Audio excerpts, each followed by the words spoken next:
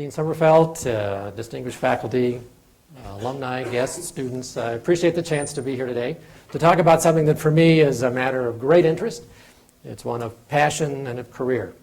We're going to spend a few minutes today talking a little bit about exploration of space and some of the challenges and excitement that goes along with that. Gerard O'Neill coined the term the high frontier and popularized it. It's really an apt metaphor for the sense of excitement that comes from looking out beyond ourselves and looking at all the things that are waiting for us to explore. In a recent congressional letter to President Obama from several members of Congress, we read the statement, human space exploration is ingrained in the American psyche. It is part of who we are as explorers, entrepreneurs, scientists, and Americans. And so that there really is a lot to be said for that, the sense that Americans have for the desire to explore and to certainly even the American heritage of being part of an exploration background is exciting. But the whole notion of exploration, it's driven by our desire to know what lies beyond our current knowledge. And certainly in space exploration, there is a vast amount to be learned. I'm going to move this just a little bit.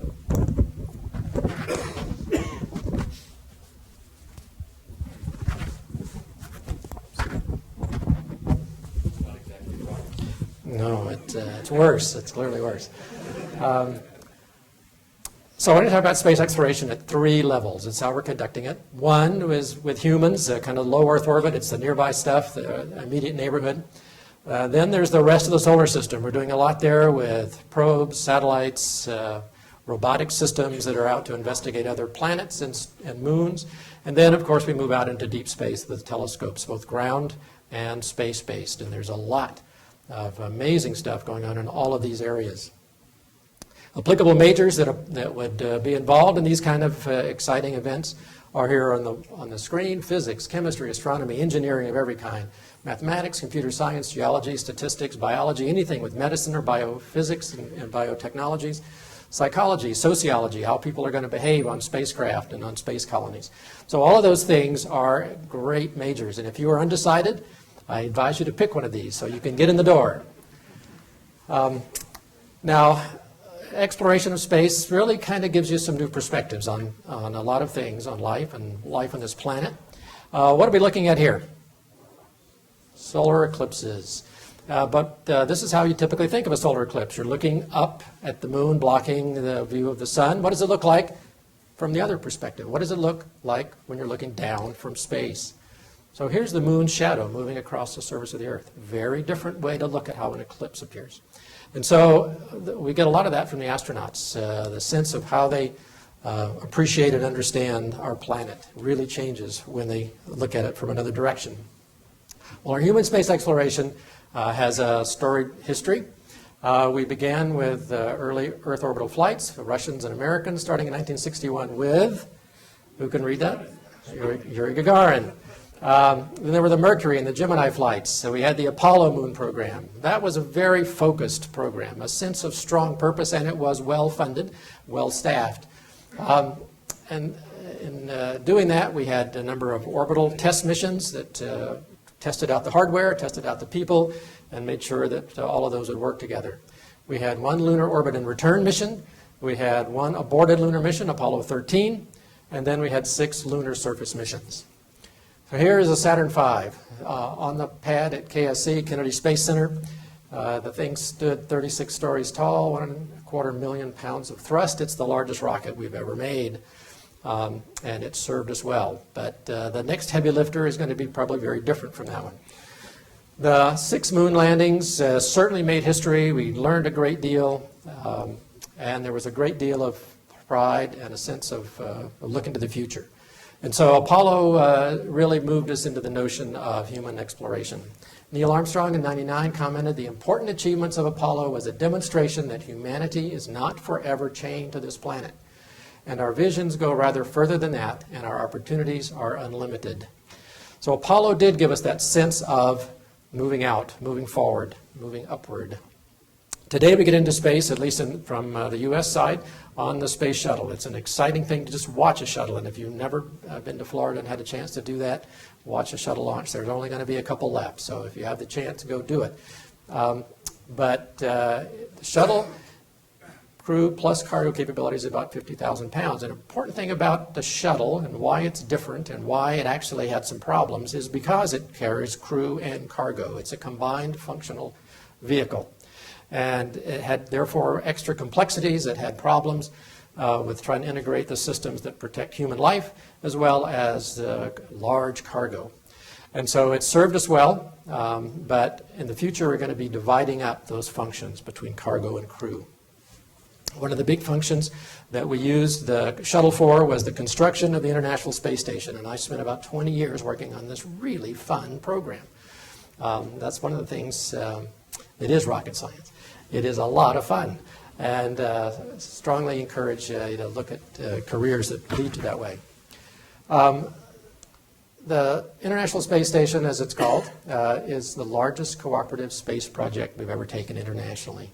And there's 27 nations have contributed resources, hardware, crew. Can you give us a sense of the scale of what you just showed us? You bet. I will have a couple more slides, and we're going to spend a lot more time on space station, so I'll give you a pretty good feel for where it goes.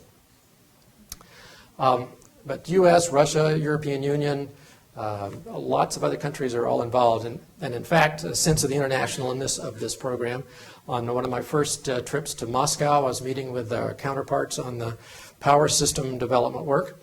And our meeting began in a large room like this, and there were translators who would translate when the Russian speakers talked and when the English speakers talked. And the Russians, because of the long heritage of discouraging any contact with the West, were discouraged from ever learning English. And so very few of them spoke English at all.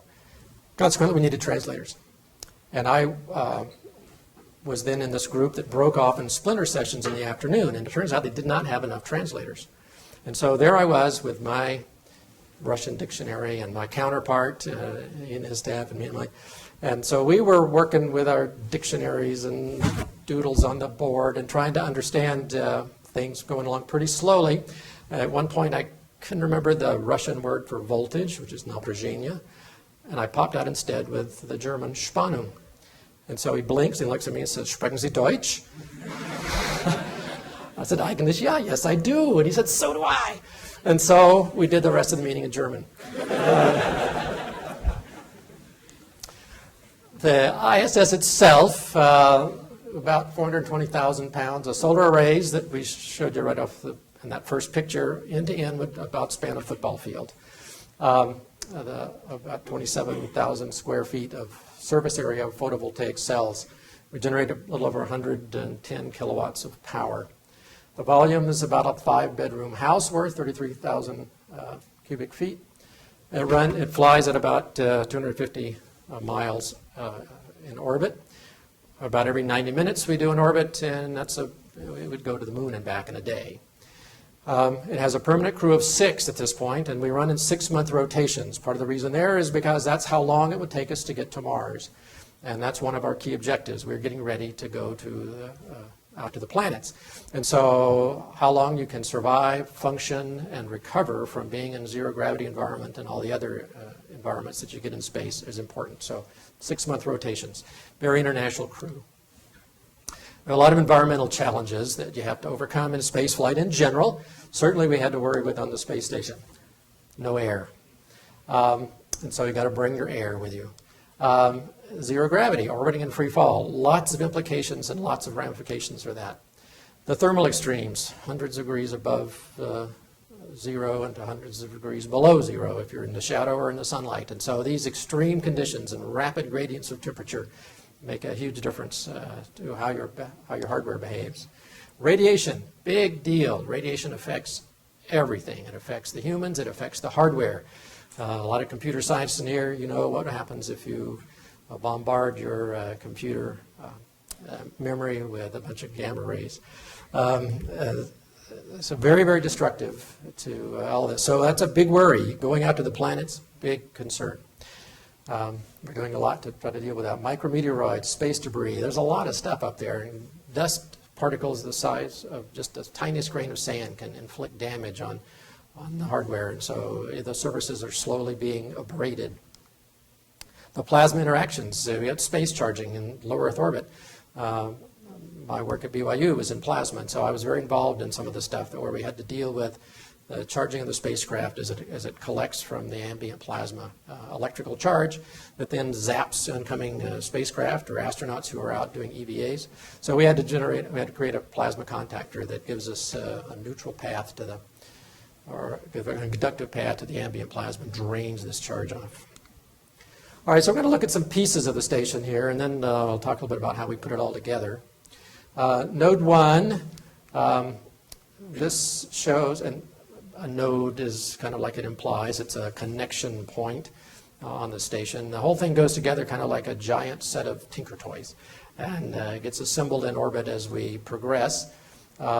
Here's Node 1 without the meteoroid shield, and so you can see the inner pressure vessel and then the outer frame that's going to hold the meteoroid shield. Here's a U.S. lab module. Similarly, the inner vessel, and then it's shrouded here in this picture. You can see what it's like with the outer metallic meteoroid shield. It's sort of like a thermos bottle. You've got the inner protected region and then the outer thermal and meteoroid shielding. Here's the airlock. We have to go in and out. We have to get the crew in and out. We have to get equipment in and out. And so we have a very large versatile airlock. Now, I have to show you this picture because this is what I worked on. I worked on the power system. It's a 120 volt secondary system, highly regulated, but it comes off of solar arrays and nickel hydrogen batteries. So we have all those big arrays, those big large rectangles that you saw in the earlier picture are the solar arrays generating anywhere from about 140 or so, 133 to 170 some odd volts. And so that wide-ranging voltage is then regulated by our DC to DC converters. We go through secondary power distribution assemblies. This is high power switching. This is all at direct current. And we're running at 120 volts instead of the classic 28 volts. Most spacecraft that maybe anybody's ever worked with, they're all 28 volts because it's nice, low, safe voltage. But something the size of the space station has miles and miles of wiring. You can much smaller copper, and so you save an enormous amount of weight by going up in voltage. You can carry the same power with a lot less current.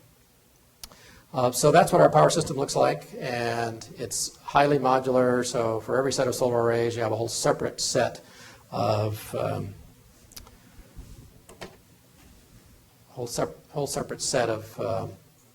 loads and so on that are deriving their power from that. That way, you don't have to worry about a single short circuit taking out too much of the power system. Here are some of the pieces that I worked on, helped design and build.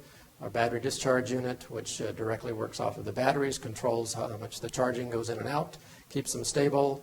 Sequential shunt unit regulates the solar arrays, the electronics control unit, the pointing. We are solar tracking. We have to follow the sun to maximize the amount of power we get. And so during an orbit, the arrays rotate in two planes. They are about this big central axis as well as about the base, the alpha and the beta gimbals, our DC converter units and so on. And then here's the plasma contactor. So here's what the arrays look like up close. They are fan-folded panels on this extensible mast. It is amazing to see this thing deploy, this sort of self-constructing mast as it unfolds and locks into place. It's coming out of the cylinder here. The entire set of arrays folds up into this one little blanket box. It's only like 16 inches thick for launch and for stowage. Very, very tightly compressed. But once it's out, it's doing a great job of providing us power. I like this picture. It shows the atmosphere of the Earth as this pale, hazy layer, and you get a sense of how thin that atmosphere is, how fragile, how delicate, and how important it is to take good care of it.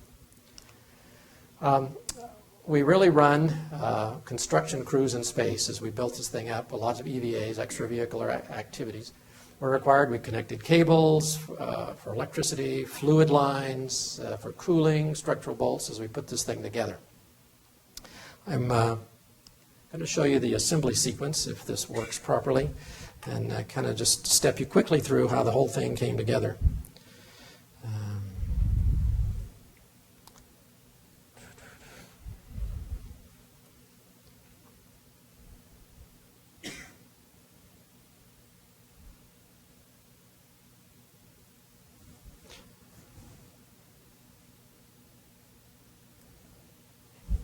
So a little bit of a... Okay, here's the first element up there is the Russian FGB, and then came the US node, and then the Russian service module. Now here comes the Z truss and the first set of solar arrays, which we then deploy out along with the radiators, which dump the waste heat. And we brought up the US lab module and added the docking adapter. We have to have multiple docking adapters in multiple places where we attach spacecraft, both Russian and American. Here comes the Canadian arm, which can walk around the station like a giant inchworm. This is the airlock coming up. Here comes part of the truss structure. This is the S1, the central core, the external pallet, which is attached to that. Then we move the Canadarm up to this unit, which then rides like on the rails like a little train car and moves this big manipulating arm around. Here comes some of the also solar arrays, which help do the cooling. Some more truss. This is like building. It's like changing your transmission while you're driving down the road. You're having to be constantly making changes while you're living on board this thing. So here comes another set of solar arrays. We deploy the solar arrays here. In order for them to gimbal and point to the sun, we had to retract this piece up here. So we'll pull that in, and then that allows us to do solar pointing for this one. We left this half out until this starboard side array comes up, because we had to retract that one. Now we're going to move it outboard here in just a few more launches. Every one of these maneuvers is another launch of the space shuttle. And a lot of EVAs are involved in each of those activities. So here comes the European module. I worked a lot with the Europeans, got to use my German a little bit with that group. Here, when we move that solar array, P6 moves outboard, we extend that. Once we get a full set of arrays, we'll have the capability to house the complete crew. That was node 2 coming up and attaching along with its docking adapter, and then here comes the this is the cupola, and then here comes the Japanese module. So several of these large laboratory modules from different countries were all combined together to make the complete station. So here's our last set of solar arrays. There's only one up about a year and a half ago. And then we bring up Soyuz spacecraft. These Russian spacecraft are good for emergency escape pods. And so in order to have a full crew of 6, we have to be able to launch 6 down to the ground. So now we're adding some external pallets and some experimental platforms, moving some things around in the docking adapters. And here's the last of the nodes. And we move the cupola then to be able to see out. So there's a great window for observing what goes on outside. So that's how we did it.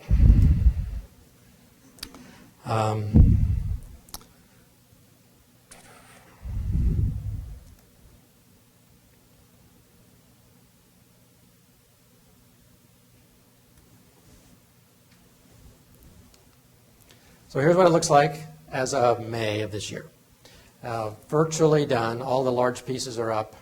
The solar arrays that we talked about, football fields from here to here. Each of these modules kind of the size of a Greyhound bus. I've got some pictures on the inside that we'll look at here in just a second. So, fun with fruit. It is fun, they tell us, almost without exception, to play around in the zero gravity environment that you get on the space station.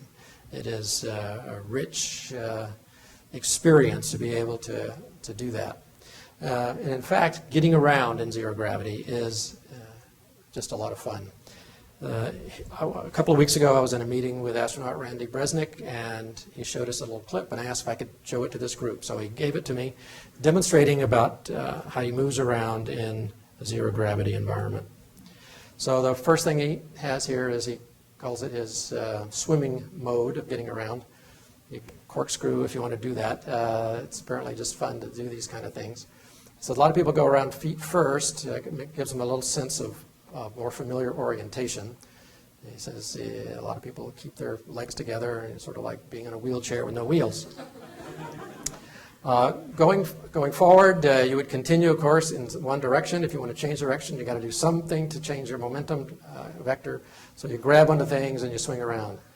says sometimes carrying stuff with your feet is easier because you don't need your feet for anything else.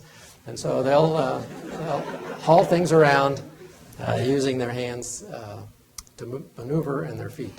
Large masses, easy to move. In fact, this last shot here, he calls it his Superman takeoff.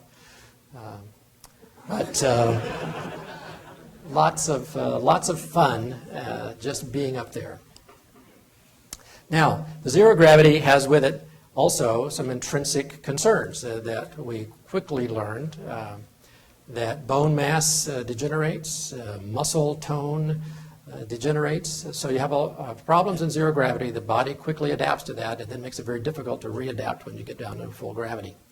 And so they have to exercise for 2 to 3 hours a day. So here's a guy running on a treadmill, and here's a guy probably reading the instructions for the treadmill. But they have got to exercise virtually every muscle, and so a very complex set of exercises as well as nutrition regimen in order to keep all of the functions acceptable so that after 6 months when you get back down you can walk. Early astronauts had to be carried out of the space capsules because they had lost the capability of doing that. They like to look out the window. This is Hurricane Earl just in September. The comment that I made earlier continually is reinforced by astronauts that we talk with, that looking out the window, just looking at the planet, gives you a great sense of place in the solar system and makes you feel aware of the majesty of the Earth. Now, the purpose and reason for the space station is science experiments, and among them getting us ready to do deep space missions like to Mars. So we did a lot of stuff on human physiology, experiments on bone density, metabolism, immune systems, a lot of work on crystals, combustion, deposition, chemical rates, watching the weather, climates, ocean currents. About 50% of the crew's time is spent on experiments. Biotechnology is a big field, looking at cell behavior, plant growth, radiation tolerance. I've talked to elementary schools a number of times on this general topic, and it's very clear when I bring up this one that they hope that strawberries do well in space, but they hope that zero gravity is not good for broccoli. The data is not yet in, so we'll have to wait and see how that goes. Now, getting into space in the future, we are phasing out the space shuttle. It's been a workhorse for several decades, but the fleet is old, and it's time to phase it out for something that is intrinsically safer. And so we are building the Orion capsule. It's going to be crew on one rocket and cargo on another large heavy lifter. And Congress has fortunately just approved some of this approach, and so the stuff we've been working on is going to continue to get funded. So we're very happy about that. But talked to Marcia Ivins from the crew office at JSC, and she says the astronauts really like it, so they like having the capsule on the very top of the rocket like God intended. And the reason that that's good for astronauts is that's the only place that you can really have a good escape system, and so that's what we're designing into this. The shuttle, as you know, lost a crew because it had no capability of ejecting when the disaster struck. So this is what the Orion capsule looks like. It's larger than Apollo, but it's the same kind of look, and it will come down like an Apollo. But this will ferry crew from and to the ISS. It will be primarily a deep space vehicle technology development program. And so we are looking to, of course, this to be the deep space vehicle. There are commercial entities that are looking to provide the up and down mission from ground to space station.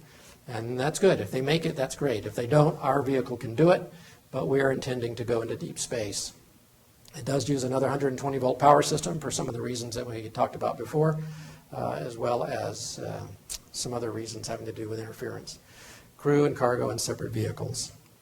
One of the things that we're looking at already is an asteroid mission as a prelude to Mars, two of the Orion deep space capsules together, and you can go out and explore without having to build a whole new vehicle. You have enough cargo room, enough fuel room, and the rocket capabilities, and so you don't need a separate vehicle. So that's kind of one of the first things we're looking at, but that's still a number of years out.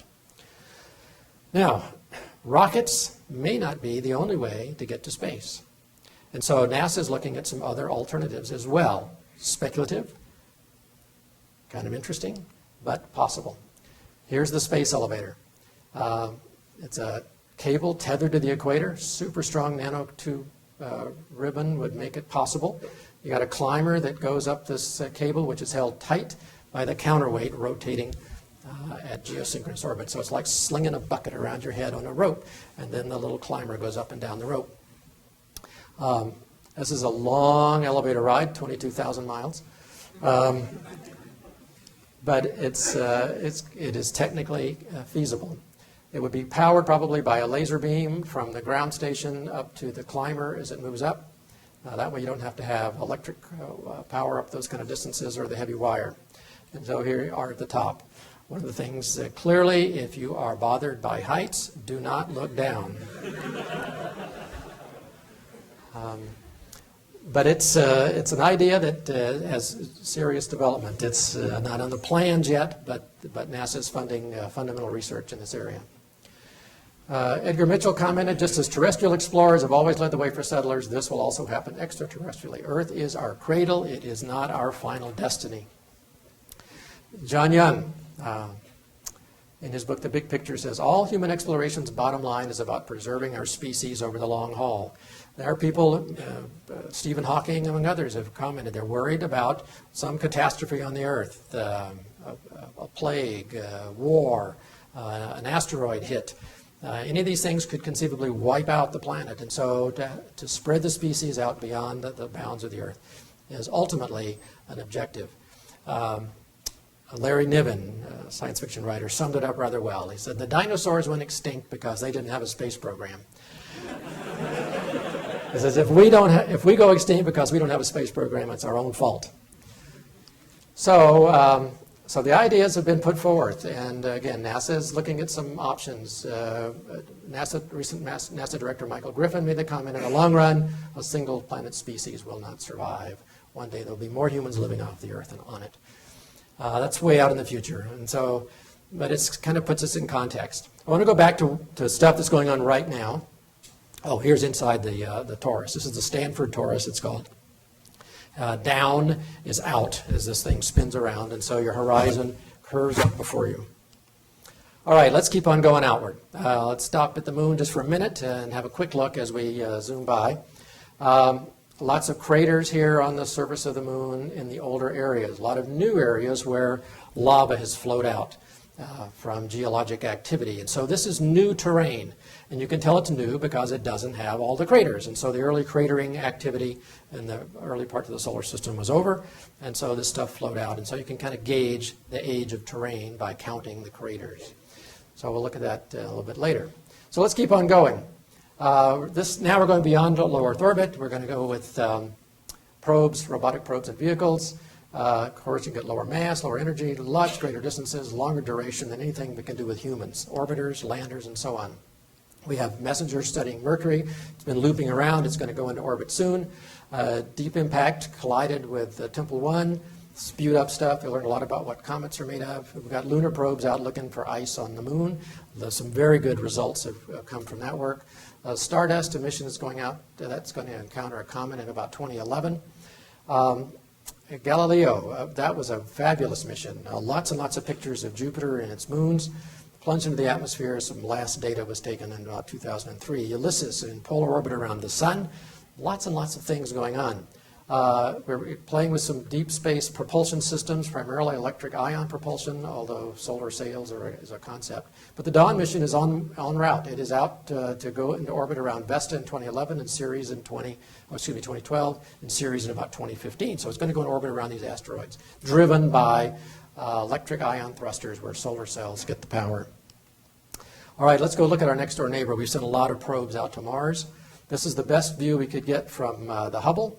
But we can do a lot better now with our satellites and probes. So here's the Grand Canyon of Mars, the Vallis Marinaris. This is a fracture canyon of staggering size. If you put New York right here, this would be Los Angeles. Much, much, much larger than the Grand Canyon or anything close on the Earth. Here also is the largest volcano, in fact, the largest mountain in the solar system that we know of, Olympus Mons on the surface of Mars.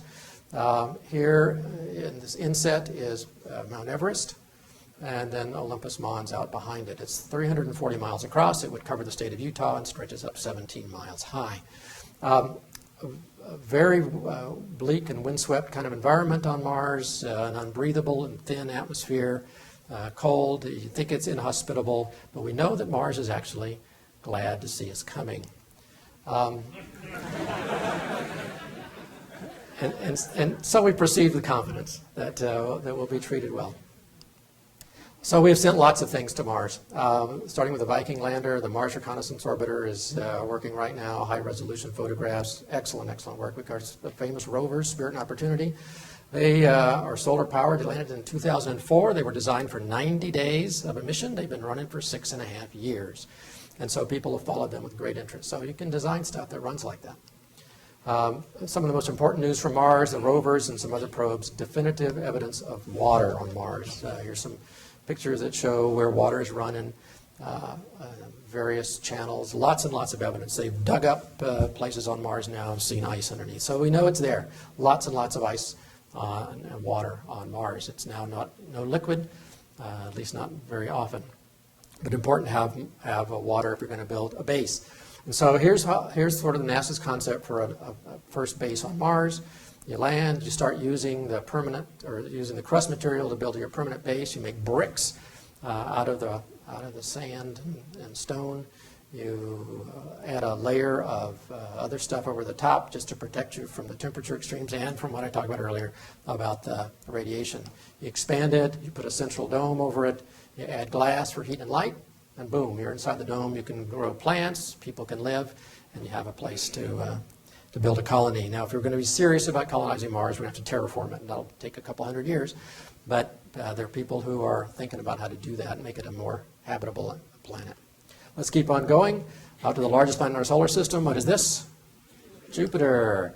I like this picture here. It's a big planet, little moon Io, close enough so that it is torturously affected by the gravitational stresses. Tidal forces have caused the interior of Io to be very hot.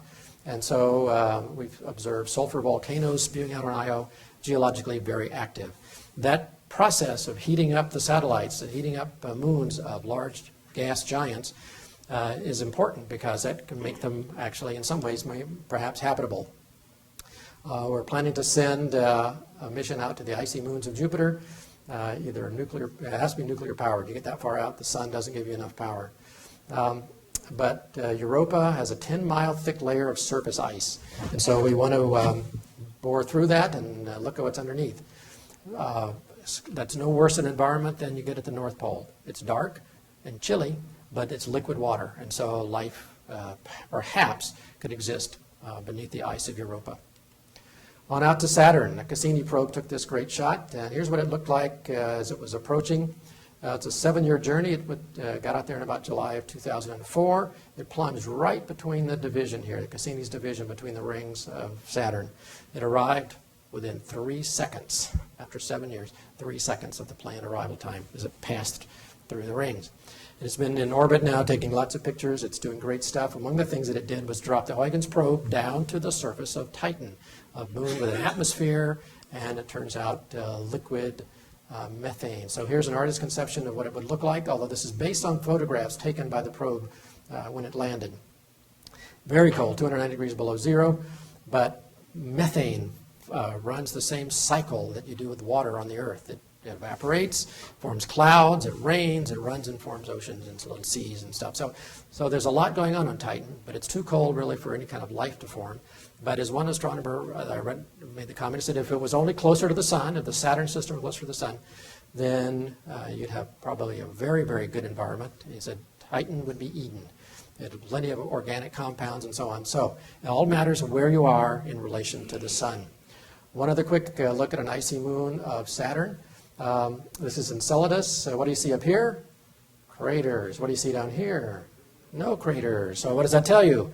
You've got new flowed material. This is ice, and so that new flowed material, that'd be liquid water, has come out on the surface of Enceladus not that long ago. In fact, we have observed with our probes water geysers at the South Pole. So clearly, again, like Europa, a potential for stuff living underneath the ice. The outer gas giants, Neptune and Uranus, cold and dark, really cold and dark out to Pluto. Pluto's now, of course, a dwarf planet. to talk to the astronomy department if you don't like that. That's been demoted because they've actually found objects larger than Pluto out in the Kuiper Belt. So we know now that Pluto is really kind of a different category of object. But it has struck enough interest. We've sent the New Horizons probe out to Pluto. It launched in 2007. It's about halfway there in 2015. We expect to get some great photos of this very distant world. So let's go on to the stars. Now our exploration is only with telescopes. Large clusters within our galaxy, 10,000 stars or more in these big globular clusters. The stars are born in these clouds of gas and dust. This one's in Orion. It's visible with even a modest telescope or binoculars. Here's the Horsehead Nebula, a great famous nebula, the Heart Nebula. So these things come in strange and interesting shapes. Here's the North American Nebula. You can see here's Florida, the Gulf of Mexico. Here's Mexico down here. And, of course, here's the California Nebula. And then right in the middle is somewhere is the Utah Nebula. Star formation is going on in the Eagle Nebula. These clouds are about 10 light years high. 10 light years, about 6 trillion miles or so. That takes like 10 years to get to the top and the bottom.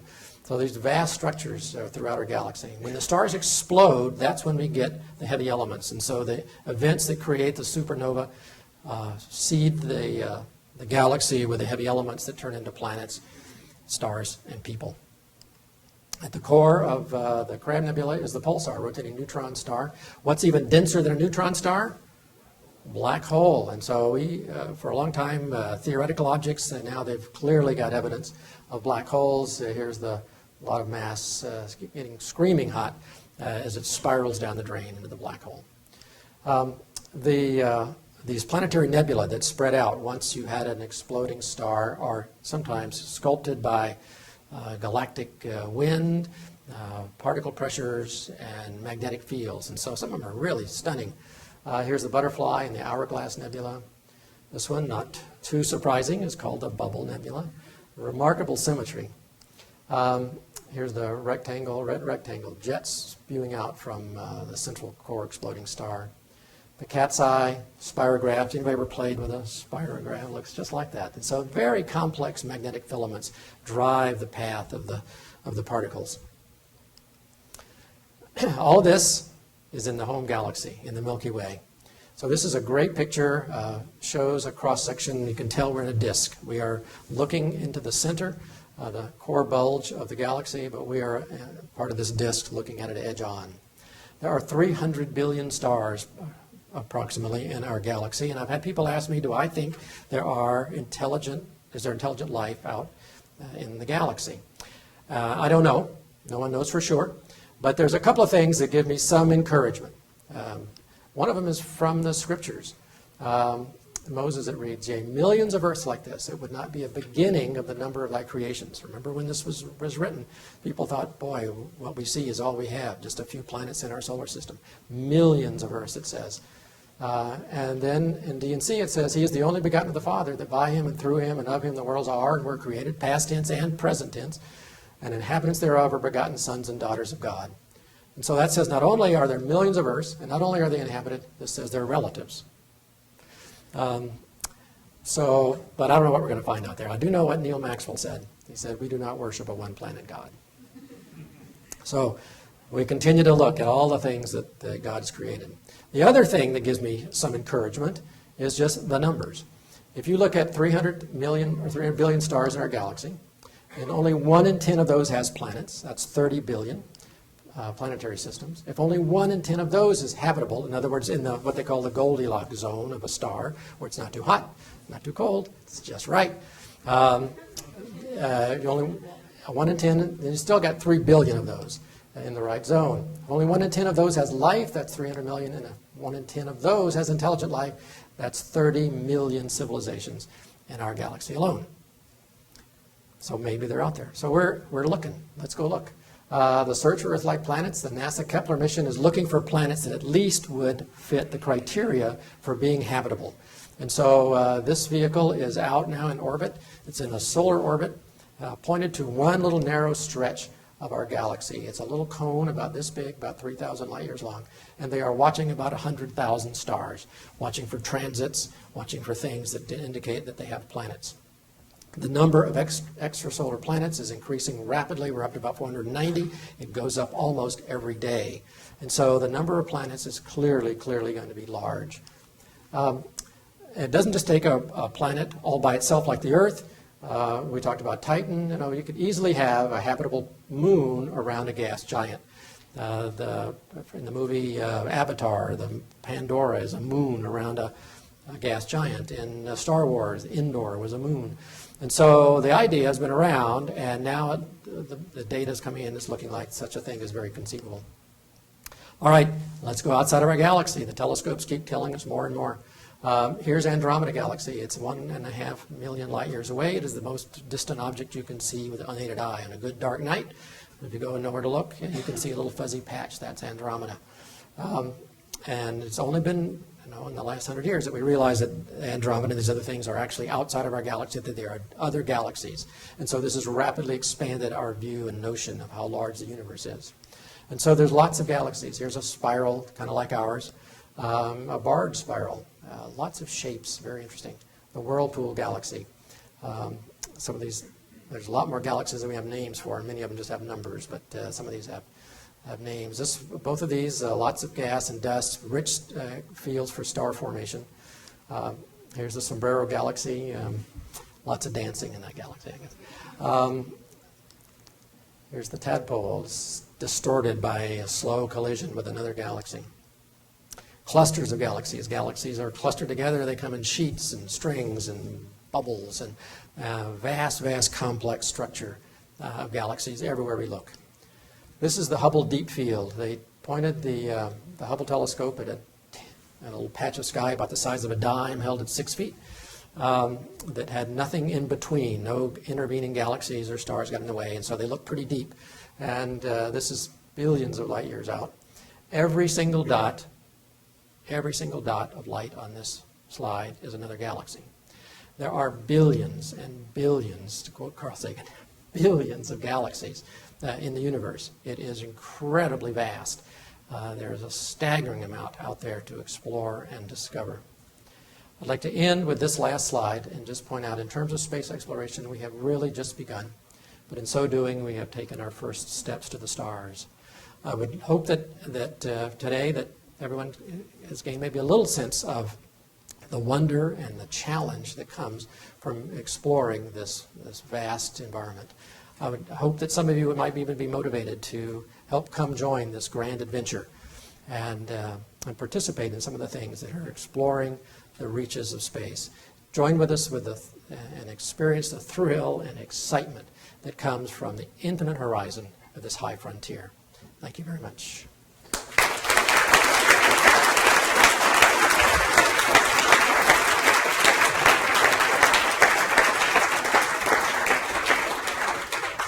We have a couple of minutes before we have to vacate the room. Are there any questions you'd like to ask for a couple of minutes here? Yeah, I just listened a few weeks ago to Jake Garn. He says within our lifetime it would be routine to go up into space. All of us will do it. What are your feelings? Routine is probably a bit strong for the next few years anyway, but there are companies that are already trying to sell tickets for low Earth orbit hotels. Bigelow, Virgin Galactic, I think they're combining forces to create a space hotel, a simple inflatable low Earth orbit opportunity for tourists. We already send tourists up to the space station. The Russians are willing to sell you a seat if you have $30 million. But it will not be that much longer. Now, something like the space elevator, which would make access to space very easy and relatively inexpensive, like 1/10 of the cost of getting a pound up into orbit, that could be a game changer. So we'll have to see how that goes. But certainly the drive and the push is there.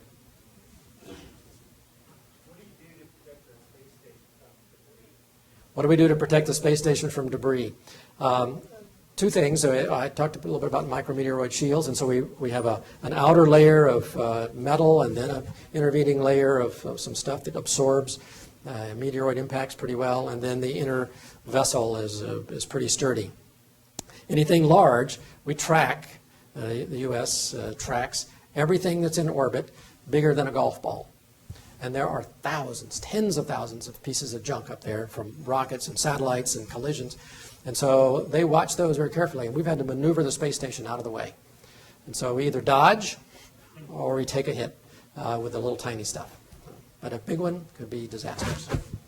Follow-up to that, what's expected life expectancy at the Space station, what's expected life expectancy of the space station? It has been tracking very well. The solar arrays are holding up much better than predicted, just kind of like the rovers. Everything is behaving much better. It was way designed with lots and lots of margin. And so it's doing very well. We expect it right now, funding authorization from Congress to run through 2020. Most people think it'll run through about 2028. And so that's the expectation. By then there may be follow-ons. How much bigger is the new heavy lifter than the Saturn V? How much bigger is the heavy lifter than the Saturn V? Well, they haven't defined the heavy lifter well enough yet to know. But so there's lots of variants. There's a shuttle-derived variation that'll use the shuttle engines and stuff like that. So we don't know. That's the next year is going to be studying the options. Last question. How many astronauts fit in the Orion calculation shuttle? How many astronauts fit inside Orion? And that it's kind of like reconfigurable. Depends on how far it's going to go, and for a deep space mission they would have less because they'd need more stuff. It can hold up to a maximum of 7, at least in the current envisioned version of it. That would be just for a low Earth orbit mission. Anything longer than that, they would take out seats and they would put in other hardware. Okay, we have a class that has to come in. I would suggest if you have additional questions, and I see hands, we'll have Dr. Gholdston maybe just kind of slip out into this lobby area here in just a minute. You can ask him. But join me again and thank him for his wonderful lecture.